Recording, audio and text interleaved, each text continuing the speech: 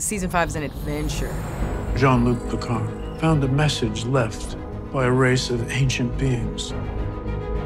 It's set up really nicely with the first episode, and it continues from there for sure. We've been calling them the progenitors.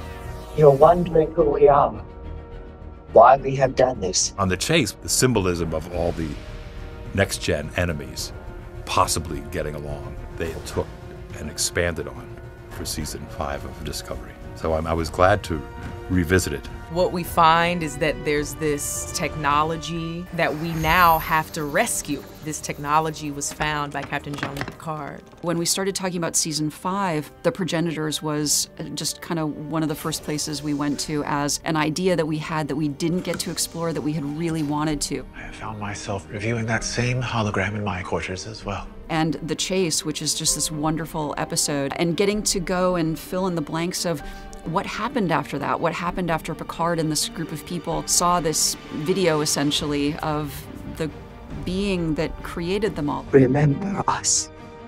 The Chase was one of my favorite episodes in TNG, and it was just one of those episodes that got me thinking of life and how life propagated throughout Earth and possibly throughout the solar system. I get what Michelle was thinking, that there's a world where hopefully all these species can get along.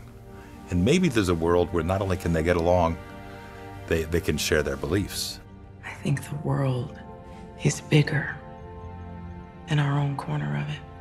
I am someone who really loves Easter eggs, and something that I like about this season is the fact that it is full of them, and you can kind of appeal to both sides of our fandom with that, both the people who've been watching forever and the people who've maybe just started with Discovery. I'm especially excited about the ways that we connect to the history always, but in this case, Dr. Aaron MacDonald and Dr. Mohammed Noor, who are scientists who consult on our show, I've been to their lectures, and one of the lectures I've been to, they talked about the progenitors.